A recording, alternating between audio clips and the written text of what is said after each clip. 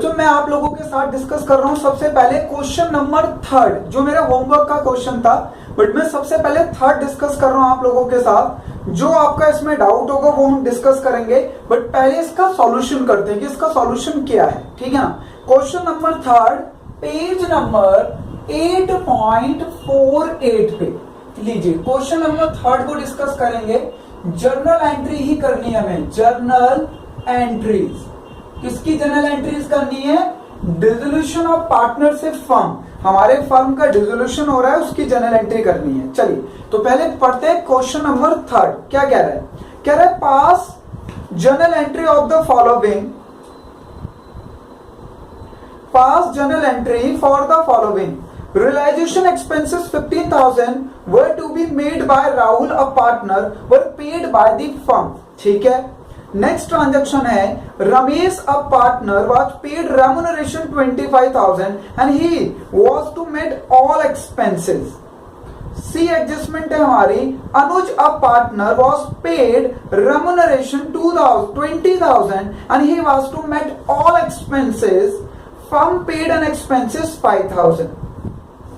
तो बच्चों ये हमारा रेम्यूनरेशन से रिलेटेड और जो रियलाइजेशन के एक्सपेंसेस होते हैं उससे रिलेटेड हमारा क्या है, क्वेश्चन है, जिसमें हम लोगों को डिसोल्यूशन के टाइम पर जर्नल एंट्री पास करनी होती है। बच्चों अब 2-3 चीजें आप लोग ध्यान से समझ लीजिए, ठीक है। तब ये क्वेश्चन बहुत बढ़िया तरीके से आप लोगों को समझ आएगा जब आप लोगों को ये चीज पता होगा कि हो क्या रहा है, ठीक है। मान लेते हैं ये पार्टनरशिप फर्म है, ठीक है बच्चों, ये क्या है, एक पार्टनरशिप फर्म है जिसमें 3 पार्टनर हैं। सपोज मान लीजिए ABC, और इस फर्म का डिसोल्यूशन हो गया। ये फर्म लॉसेस में जा रही थी तो फर्म का डिसोल्यूशन हो गया तो क्या होगा, फर्म की सारी एसेट्स को सेल किया जाएगा और लाइबिलिटीज की पेमेंट होगी। भाई सारी की सारी लाइबिलिटी सेल करो, जो भी उससे पैसा आता है उससे अपनी लाइबिलिटीज पे कर दो, ठीक है। यही होता है डिसोल्यूशन में। अब यहाँ पे बच्चों क्योंकि 3 पार्टनर हैं तो ये तीनों का काम है कि फर्म की सारी एसेट्स को सेल करे at the time of dissolution और लाइबिलिटी को पेमेंट करे। बट होता क्या है कि ये काम किसी एक पार्टनर को अपॉइंट कर दिया जाता है।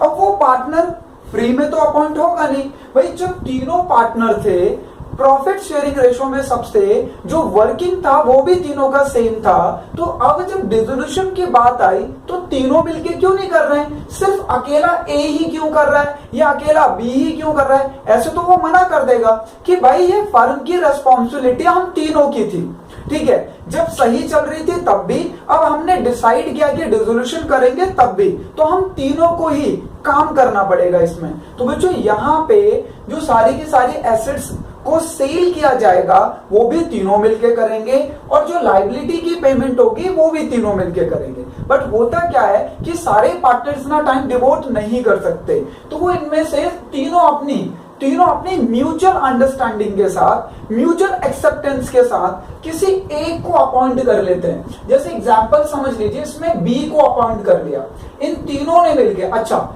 ये इंडिविजुअली तो पार्टनर हैं पर जब ये तीनों मिल जाते हैं तो इसे फर्म कंसीडर किया जाता है, ठीक है ना।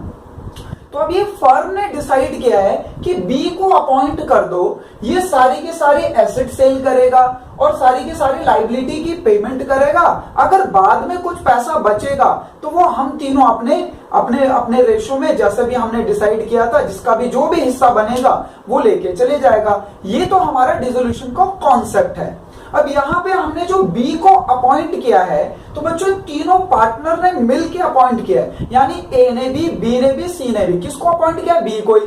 तो यहाँ पे हम ये नहीं कहेंगे कि पार्टनर ने अपॉइंट किया है, यहाँ पे हम ये कहेंगे कि फर्म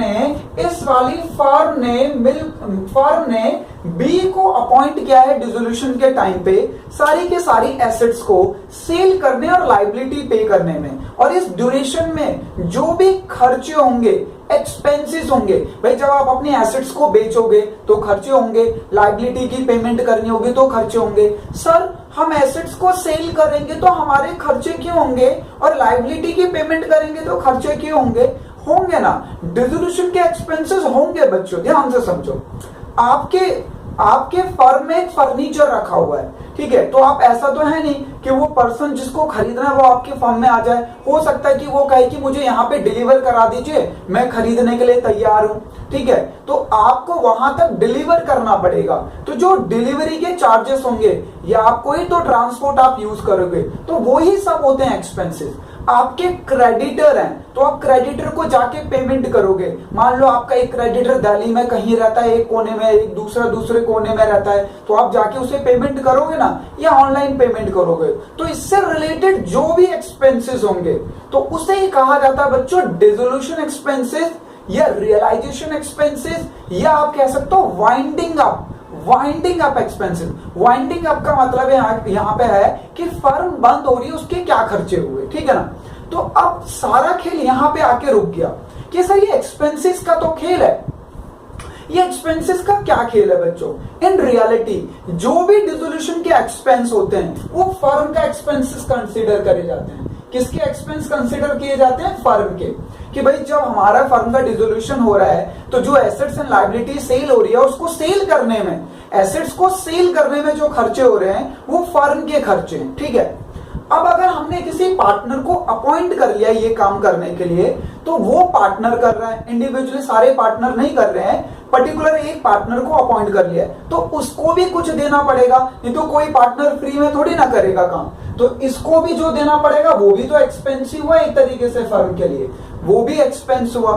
तो अब इसमें ना होता क्या क्या है कि कभी कभी ये पार्टनर एक लमसम अमाउंट की डिमांड कर देता है, ठीक है ना, कि भाई मुझे ये लमसम अमाउंट, अच्छा सारी के सारे एसेट्स और सारी की सारी लायबिलिटी की मैं पेमेंट करूंगा, अब इसके बदले में मुझे 20,000 रुपए दे दो, इसके बदले में मुझे 10,000 रुपए दे दो।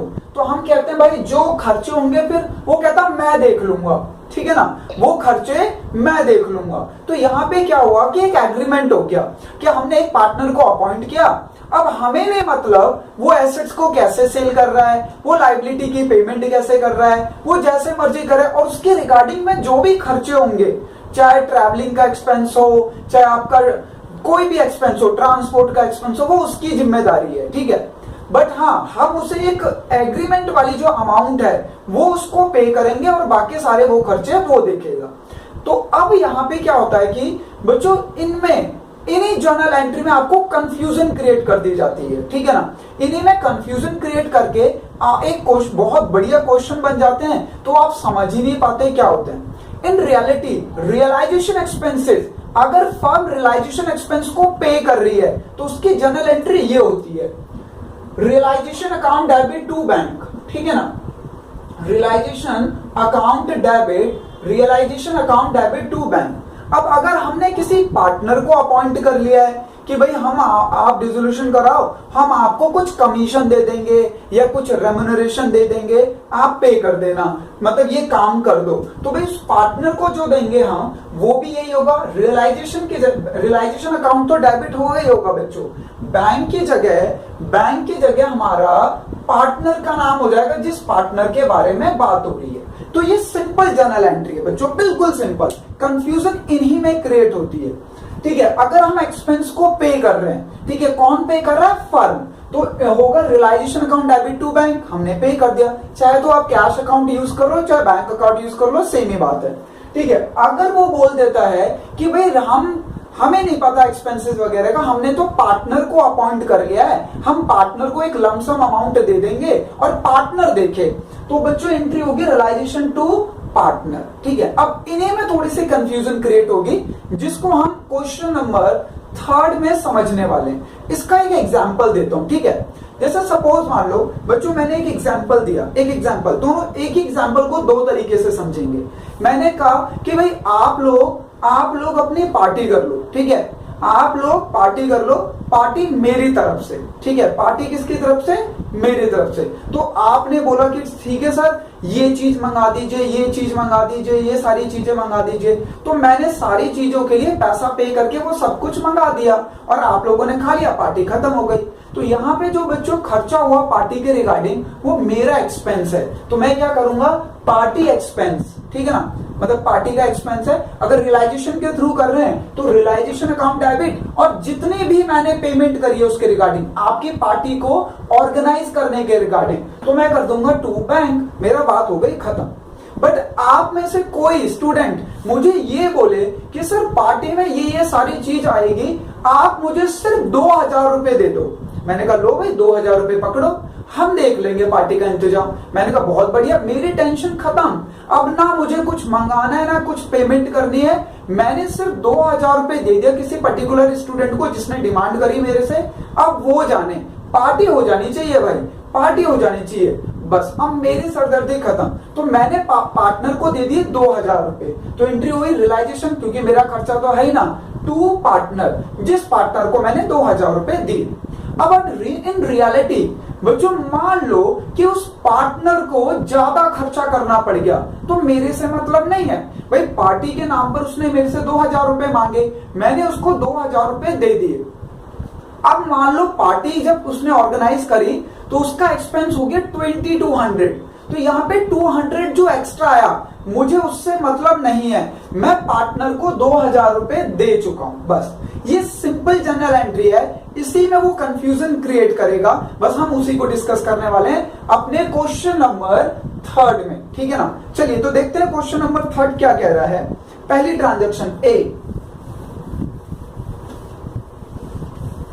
लीजिए पहली ट्रांजैक्शन ए देखते हैं बच्चों। हाँ, ए में क्या रहा है, कह रहा है realisation expenses 15,000 were to be made by Rahul a partner but were paid by the firm. बच्चों रियलाइजेशन एक्सपेंसेस 15,000 रुपए हुए हैं, जो कि पार्टनर ने कहा था, राहुल ने मैं पे करूंगा। बच्चों डिसाइड ये हुआ था कि जो भी रियलाइजेशन का खर्चा होगा वो राहुल पे करेगा, पर राहुल ने पे नहीं किया, वो पे करना पड़ा फर्म को ही, बट पेड बाय फर्म, मतलब राहुल का एक्सपेंस हमने पे कर दिया। ठीक है बच्चों, अब हुआ क्या होगा ध्यान से समझिए इसे। हमने डिसाइड कर लिया होगा राहुल के साथ, हमने कहा राहुल ये पकड़ो 5000 रुपए और देख लेना रियलाइजेशन के एक्सपेंसेस। राहुल ने कहा रियलाइजेशन के एक्सपेंसेस मैं करूंगा, आप चिंता मत करो। रियलाइजेशन के जो एक्चुअल एक्सपेंसेस आए वो 15,000 आए, और जब पेमेंट करने की बारी आई तो राहुल गायब, राहुल का पता नहीं है। अब फर्म ही फंसी बच्चों। एग्जाम्पल लेते हैं, ध्यान से समझना। मैंने आप में से किसी स्टूडेंट को कहा ये पकड़ो 2000 रुपए, मैंने आपको 2000 रुपए दे दिए सपोज मान लो, और मैंने कहा पार्टी कर लेना। आपने पार्टी का सारा सामान रेस्टोरेंट से मंगा लिया और कहा पेमेंट जब डिलीवर हो जाएगा तो मैं पेमेंट कर दूंगा, मतलब आपने बोला। और जब वो डिलीवर हो गया सामान, वो डिलीवरी करने आ गए तो आप गायब हो, तो फिर मुझे ही पे करना पड़ा। ठीक है ना। तो मैंने कहा अरे कहाँ चले गया वो स्टूडेंट जिसको पैसे दिए थे, मिल ही नहीं रहा यार, नालायक कहाँ भाग गया। मैंने कहा डिलीवरी वाला कहने लग गया अरे सर मुझे पैसे दो, मुझे दूसरी जगह डिलीवर करने जाना है। मैंने कहा अरे यार ये लो पकड़ो। तो यहाँ पे क्या हुआ बच्चों कि इन रियलिटी आपको अपॉइंट किया गया था और आपको उसके बदले में पेमेंट भी हो गई है, पर आपने पे नहीं किया, आप भाग गए उस टाइम पर, पेमेंट मेरे को ही करनी पड़ी। तो देखिए question number first A, realisation expenses 15,000 were met by Rahul a partner but were paid by the firm. ये मेट तो करना था राहुल को, पर भैया फर्म को ही पे करना पड़ा। तो लीजिए इसकी एंट्री होगी realisation account debit, oh sorry Rahul account debit, हम राहुल से वसूल लेंगे ना, Rahul account debit to bank, Rahul account debit to bank. कितने रुपए 15,000।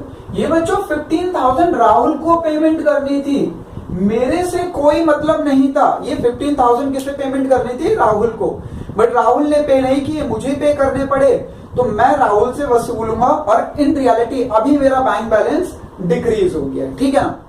चलिए अगली एडजस्टमेंट देखते हैं, एडजस्टमेंट नंबर बी।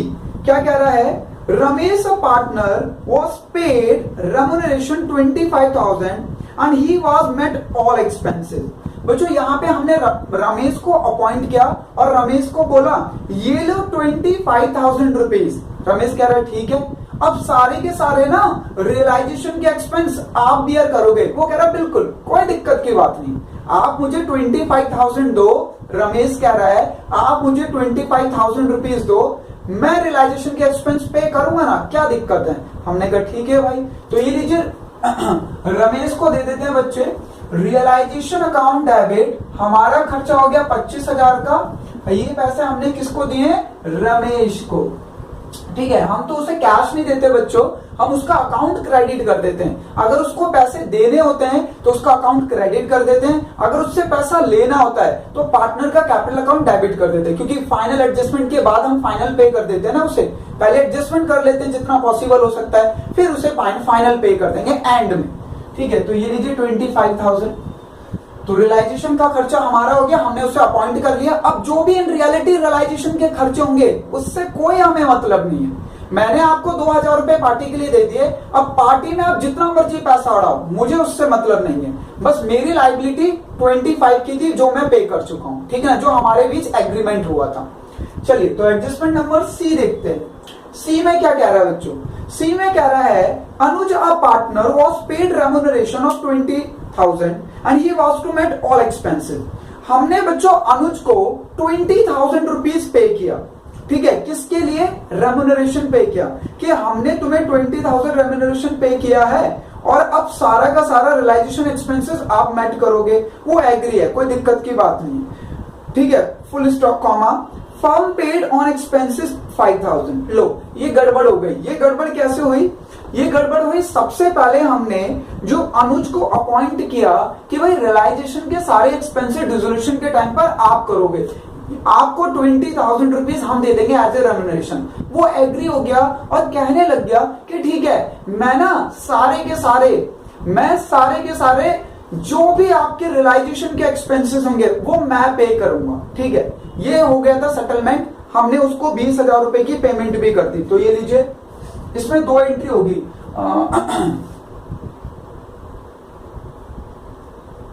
ठीक है, क्या एंट्री होगी बच्चों? हमने कितने रुपए की पेमेंट करी अनुज को पेमेंट करी 20 की। तो ये लीजिए, रियलाइजेशन डेबिट टू अनुज, हमने उसे 20,000 रुपीज की पेमेंट कर दी। बस, अब बात खत्म। अब हमें कुछ नहीं करना था। अब जो भी रियलाइजेशन का एक्सपेंसेस होगा वो अनुज को पे करना है, हमें नहीं पे करना है। पर गड़बड़ क्या हुई? जब पेमेंट की बारी आई तो अनुज गायब था, तो फर्म को 5,000 रुपए एक्सपेंस के पे करने पड़े। ठीक है बच्चों, अब मेरा कोई भी एक्सपेंस नहीं होना चाहिए था रियलाइजेशन से रिलेटेड, क्योंकि मैंने अनुज को 20,000 रुपीज की पेमेंट कर दी है। अब अनुज ने बच्चों ये भी कहा था कि सारे के सारे एक्सपेंसेस मैं पे करूंगा, पर जब एक्सपेंस पे करने की बारी आई तो अनुज गायब है, सपोज ऐसे समझ लो, तो फर्म को ही 5,000 रुपए पे करने पड़े। तो फर्म किससे वसूलेगी? अनुज से। ये लीजिए इसकी second entry, Anuj account debit to bank. हमारा 5,000 रुपए तो चला गया, क्योंकि भैया उस समय एक्सपेंस हमें पे करना पड़ा, पर ये पैसा हम वसूल लेंगे अनुज से। अब ये हमारा एक्सपेंस नहीं है, अनुज का है, क्योंकि हमारा एक्सपेंस वही है जो हमारा एग्रीमेंट हुआ था अनुज के साथ स्टार्टिंग में। तो ये है बच्चों आप लोगों का क्वेश्चन नंबर 3। तो जिसकी first entry, second entry, third entry, third वाले में 2 एंट्री हुई है। तो आप लोग देख लीजिए, जिससे रिलेटेड जो डाउट है वो डिस्कस कर लिए पहले से नोट।